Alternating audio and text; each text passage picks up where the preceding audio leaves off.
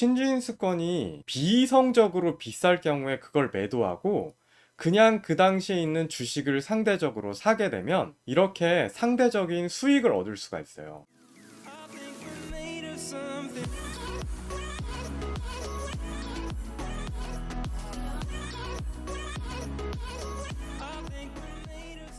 안녕하세요. 블루머니 불멍입니다. 드디어 대한항공 신주인수권 거래 기간이죠. 많은 분들이 대한항공 수량을 늘릴지 줄일지 그리고 신주인수권을 어떻게 매매할지에 대해서 궁금해 하시는 주린이 분들이 있으셔서 제 개인적이고 주관적인 생각을 담아봤습니다. 요번 편은 참고만 해주세요. 목차입니다.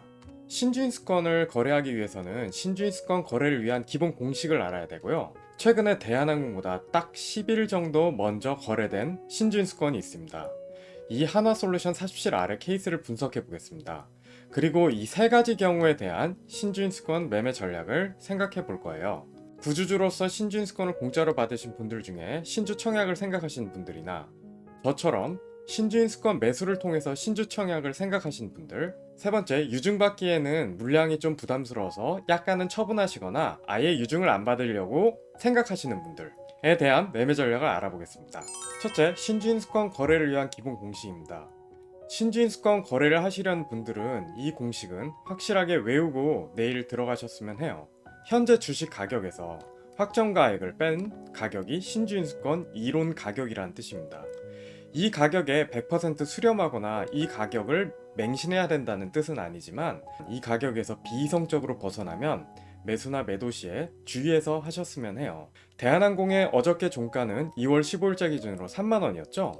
그러니까 신주인수권 이론가는 3만원에서 19,100원, 지금 현재는 1차 확정가액인 이 19,100원이 가장 큰 대표값입니다. 요걸 빼면 약 1,900원, 즉 한 주에 11,000원 정도가 신주인수권 이론 가격인 거죠. 과연 내일 어떻게 상장이 될지 궁금합니다. 두 번째인데요. 신주인수권 거래 기간 5영업일간의 특징을 케이스 스타디를 통해서 알아보려고 해요. 한화솔루션 47R이 어저께인 2월 15일 기준으로 신주인수권 거래 기간이 마무리됐어요.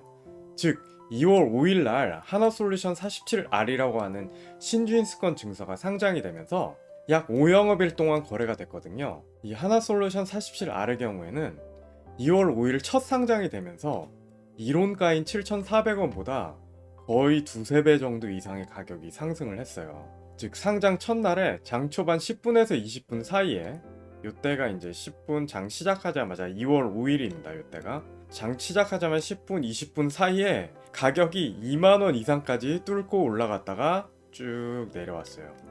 거의 8,000원짜리가 2만원까지 거래된 셈이었죠. 그 이후에 5영업일간은 어떻게 됐을까요? 왼쪽은 한화솔루션 47R이라고 하는 신주인수권 증서의 5일간의 30분봉 추이입니다. 그 다음에 오른쪽은 동일한 기간에 한화솔루션 주식의 5일간의 30분봉 추이예요. 어떤가요? 보시면 한화솔루션 주식은 좀 올랐다가 좀 내려서 살짝 빠졌다면 한화솔루션 47R의 신주인수권은 첫날 이렇게까지 2만원 이상 급등했다가 그 다음보다 쭉 계속 빠졌죠.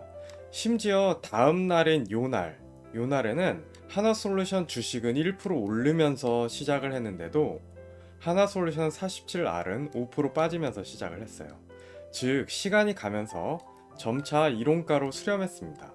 다시 한번 확인을 해보겠습니다. 한화솔루션 47R의 신주인수권 가격 추이입니다. 이 가격을 그대로 제가 여기 실제 가격에다가 정리를 했어요.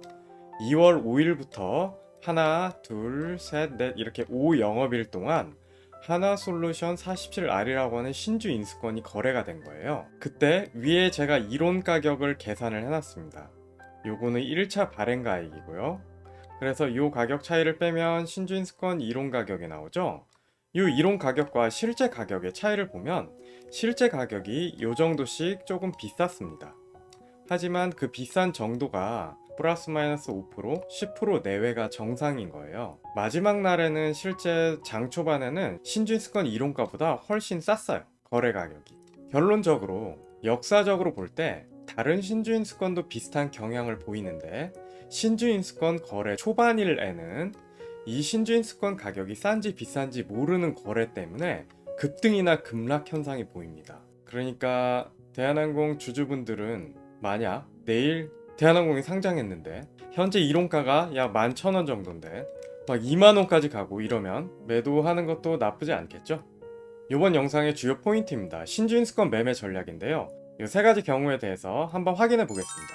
첫 번째 케이스입니다. 구주주로서 신주인수권을 공짜로 받으신 분들인데, 즉 1월 22일 날에 대한항공 주식을 가지고 계셨던 분들이죠.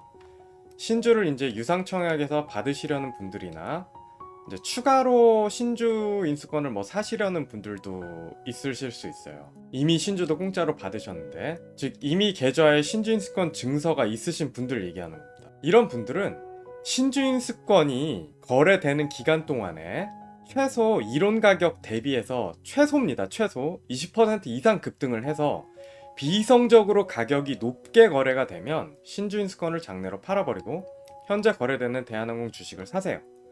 현재 거래되고 있는 대한항공 주식은 제가 구주가 아니라 신주라고 그랬죠. 왜냐면 다 권리락을 맞았으니까. 그리고 혹시나 추가로 신주를 더 받고 싶으신 분, 즉 신주인수권을 매수해서 받고 싶으신 분은 이론가보다 낮을 때 신주인수권을 매수하세요. 되게 심플하죠.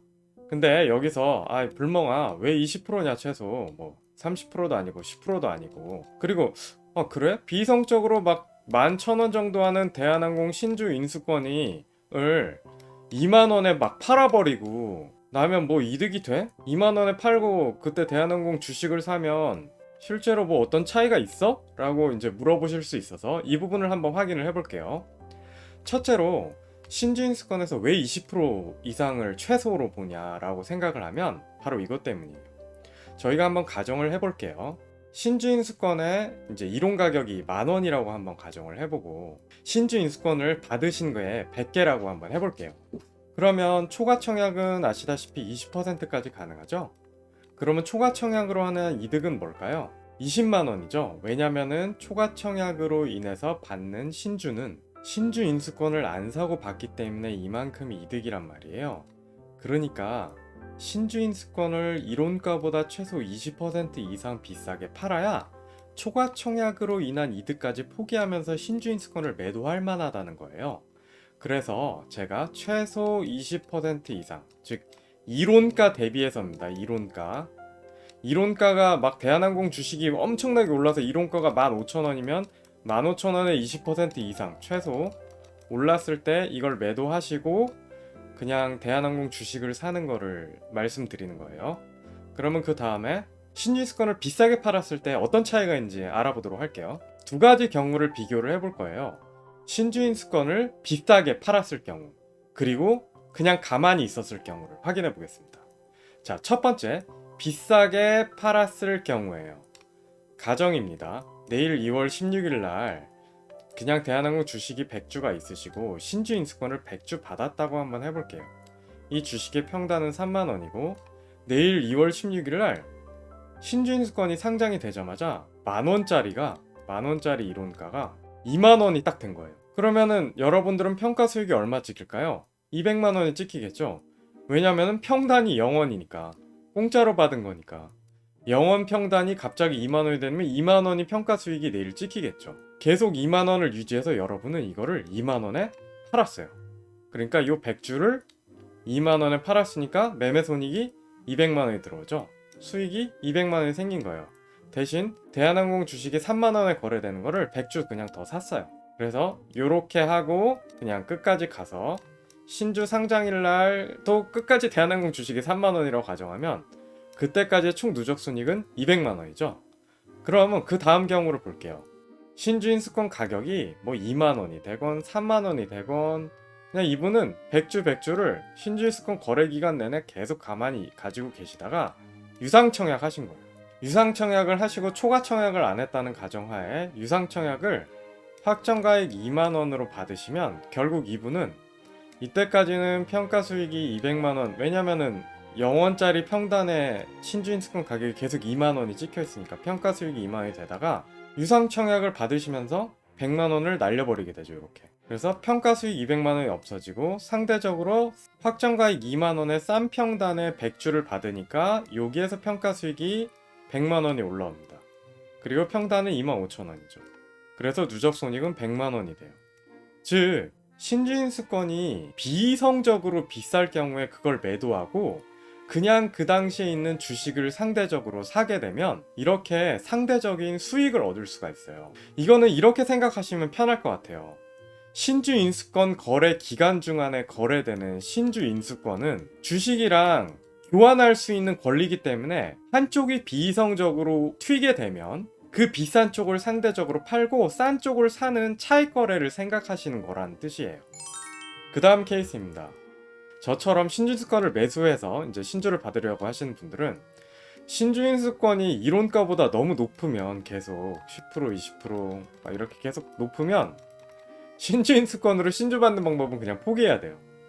그래서 차라리 신주 상장일에 다량의 신주가 상장이 될 때 상대적으로 이제 매물이 나오면서 주식이 하락하는 거를 노려보거나 아니면 차후에 대한항공 주식이 폭락할 때를 기다려야 되는데 과연 이때가 올지 모르겠어요. 그런데 만약 신주인수권이 이론가보다 낮다 또는 같다 라고 하면 신주인수권을 매수해서 신주 청약을 노릴 거예요. 개인적으로는 신주인수권 거래 기간 초반에는 상대적으로 신주인수권이 좀 고평가되는 경향이 있으니까 이때보다는 거래 기간 후반 쪽에 좀 눈을 크게 뜨고 지켜보다가 이론가 대비 낮거나 주가가 빠지는 경우에 신주인수권을 매수할 생각을 하고 있어요. 그 다음 케이스를 보겠습니다. 이런 분들도 많으시더라고요. 구주주로서 신주인수권을 공짜로 받으신 분들인데 유상청약을 아예 받기 싫다라고 얘기하시는 분들이다. 유상청약까지 받기에는 물량이 너무 부담이시라는 분들이 있더라고요. 예를 들어 1월 22일 날 구주로 100주를 가지고 계신 분인데 79주에 신주인수권을 받으셨는데 179주를 가져가기가 좀 부담이시라고 하시는 분들도 있으세요.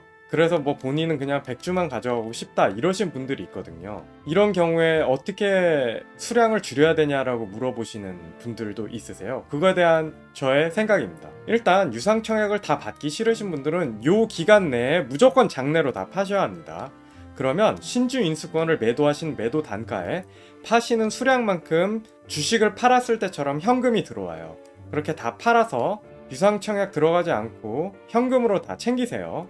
그 다음에 그냥 수량을 일정 부분 줄여야겠다고 생각하시는 분들은 이렇게 하시면 됩니다. 신주인수권 거래 가격이 이론가 대비해서 비싸면 그냥 신주인수권을 매도하세요. 근데 신주인수권 거래 가격이 이론가 대비 비슷하거나 싸면은 그냥 대한항공 주식을 매도하세요. 예, 오늘 약간 복잡한 내용에 대한 저의 개인적인 생각을 이야기해봤습니다. 다들 앞으로 5일 기간의 신주인수권 거래 기간 동안 꼭 본인의 목적에 맞춰서 현명하게 매매하시길 바래요. 다음에는 대한항공 유상청약에 대한 대비도 할 겸 현재 하나솔루션 47R에 대한 유상청약을 예약으로 해보는 걸 삼성증권에서 해볼 생각입니다. 이걸로 다음 동영상으로 돌아오도록 할게요. 감사합니다. 블루머니 불멍이었습니다.